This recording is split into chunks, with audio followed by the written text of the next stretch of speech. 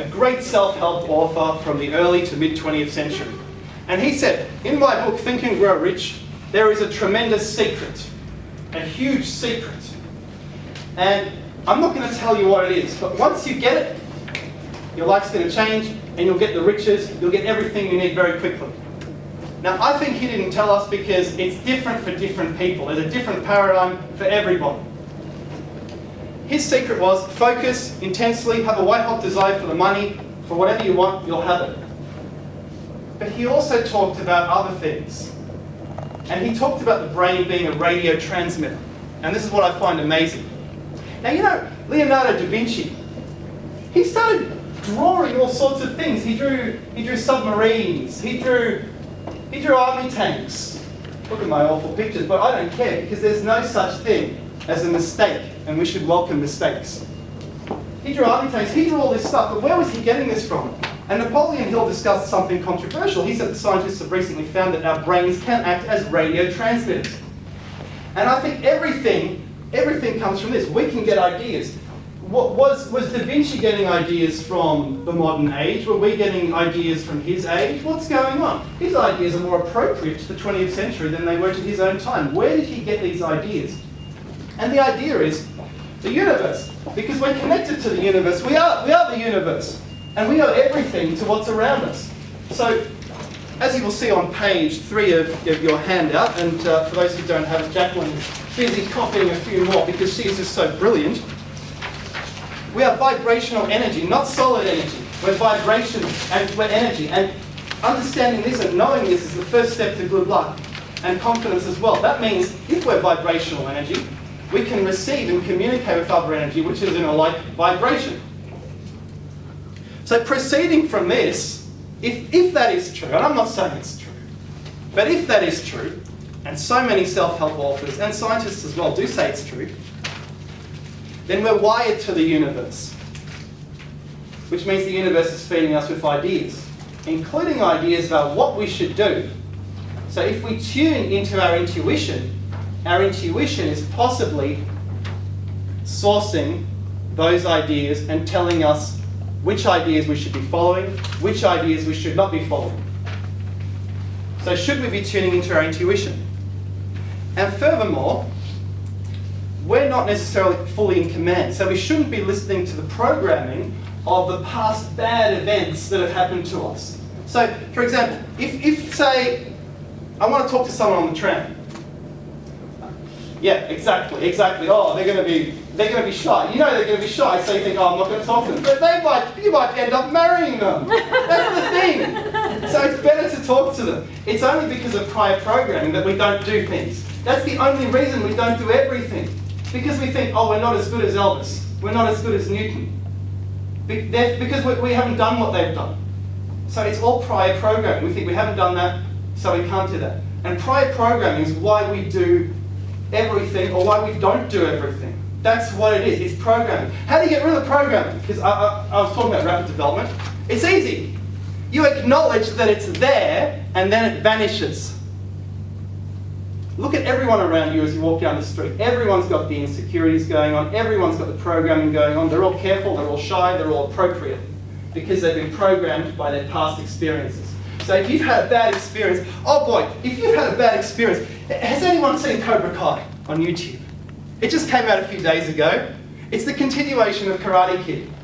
And so you've got Danny DeRusso. Do you remember Danny DeRusso he's got this flight kick, right? In Cobra Kai, he is a car salesman with a big car empire, car dealer network. The guy he defeated in 1984 in the first film, and this is set in 2018, Johnny Lawrence, the guy who was sweeping his leg, that guy is a bit of a bum.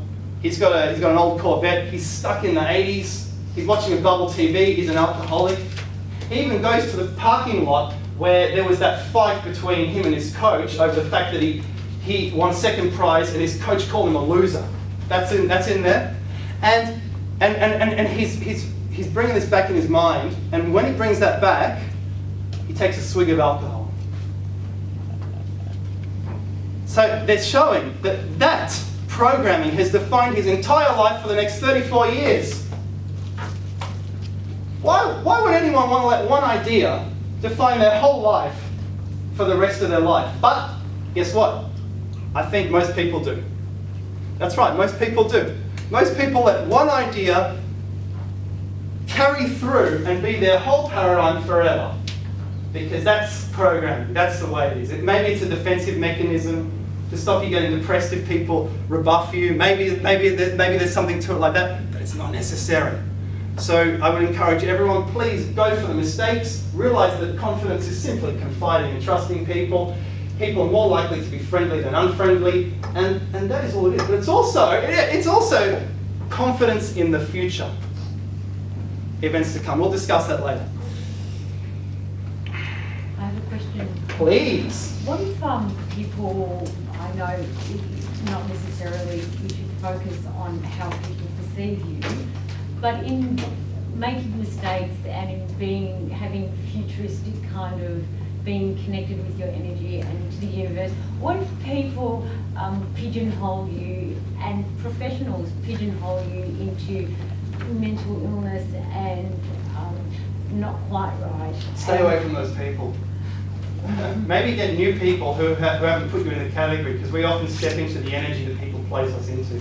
Later on we'll talk about stepping into a new energy, how to break out of that with a very simple technique. But yeah, that's I would just stay away from those characters if they're making you feel bad. But yeah, it is society in general, I guess. If if you're coming up with, or if you are expressing kind of not out of the norm, but if you are sort of relating to life in maybe a platform that most people don't, or whatever, like, and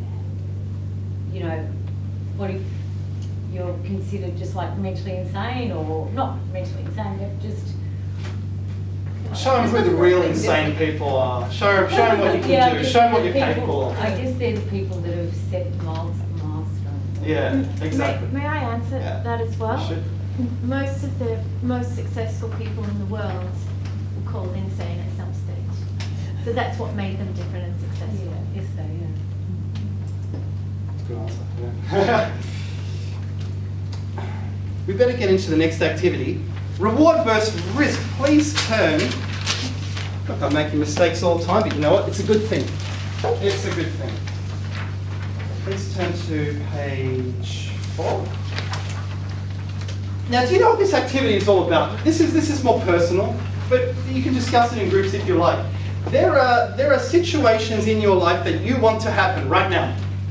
You want them to happen, but you don't want to get started because you're worried.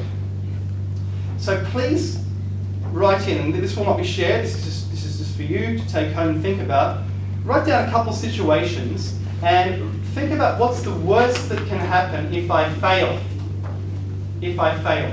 And then, in the right-hand column, please write, what's the best, what are all the positives that will come of this if I succeed? Try this. And you might find that there are way more positives than there are negatives. So you can apply this directly to your life right now. So please try it. Let's take 7 minutes with this.